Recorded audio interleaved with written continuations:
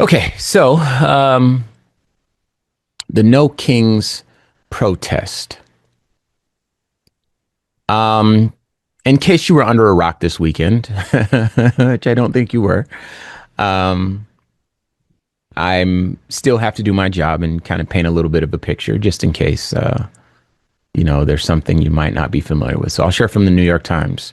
They were teachers and lawyers, military veterans, and fired government employees, children and grandmothers, students and retirees, arriving in droves across the country in major cities and small towns. They appeared in costumes, blared music, brandished signs, hoisted American flags, and cheered at the honks of passing cars. The vibe in most places was irreverent, but peaceful and family friendly. The purpose, however, was focused. Each crowd everywhere shared the same mantra: no kings.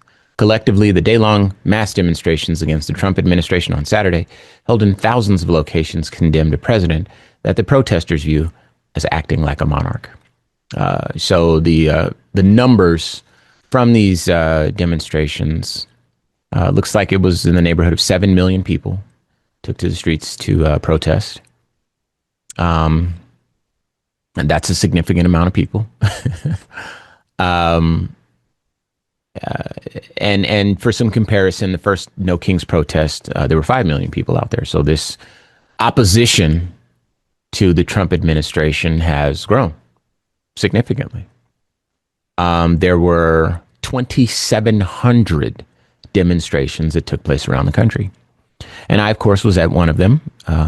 I like to get outside. I like to get busy. I like to get active when I can.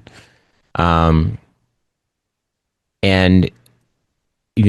I think of myself as a protester, or like an activist, or maybe not activist, but a protester, because activists, they really deserve, that's like a title that people deserve after doing activist work. I think that we kind of have walked into that role, but there's people that I still look up to as activists, and I cover what it is that they do with their activism. So it's kind of tricky how I use that language, but I think of myself as a protester first.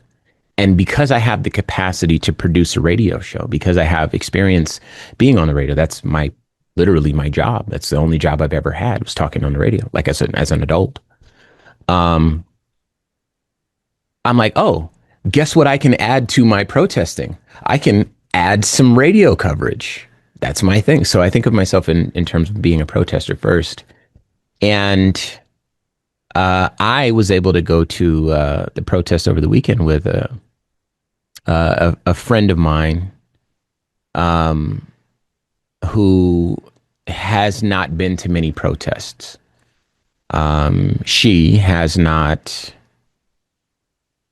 been active politically to any significant degree throughout her life. Some people, it's kind of not their thing until it is. And when I first met this person, Joe Biden was president. And so, yeah, there was some fighting that still needed to be done. And she recognized the implications of how certain things affected her reality.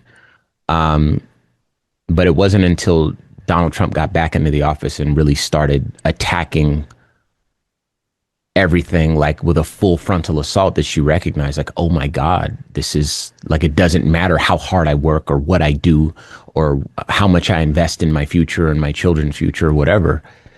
This administration will take it all from me, and there's nothing I can do about it. And she's like, hey, I'd like to get out and protest. That feels like a good starting point. And I was like, yeah, absolutely, let's go. And I got a chance to see a protest through the eyes of a newbie. And I think it's really important to share that to a person that had never been to a protest, that was really frustrated with the government and this president, to see that there were so many people. It was a massive crowd, bigger than any I've ever seen. And I've been to a lot. For her to get out there and see that so many people were protesting the same thing she was protesting was affirming. It validated her reality. It suggested to her that I'm not crazy for feeling the way that I feel.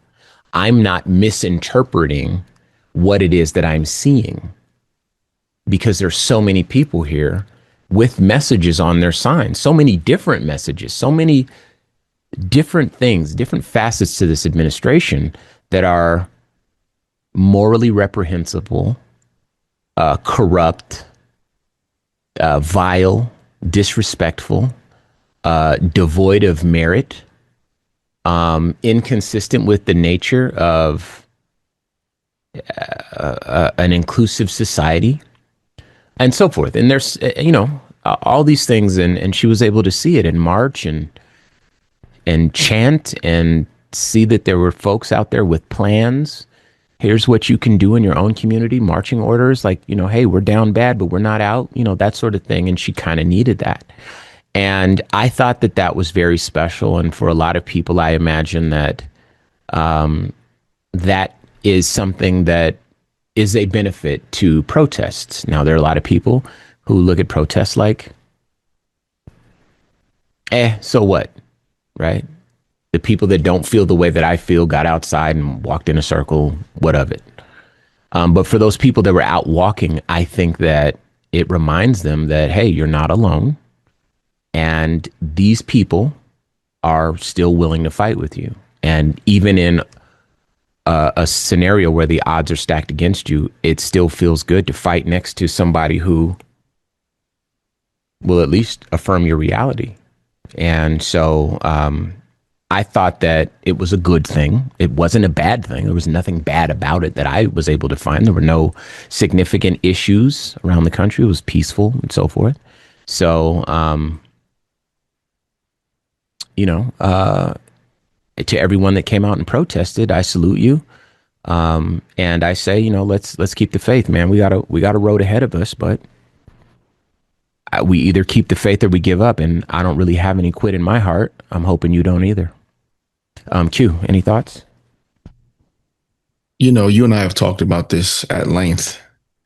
And even though I question the efficacy of our protest, something that you said that's really important is that seeing 7 million people take to the street for the same cause, the same fight that we're in, we've echoed this sentiment many of times.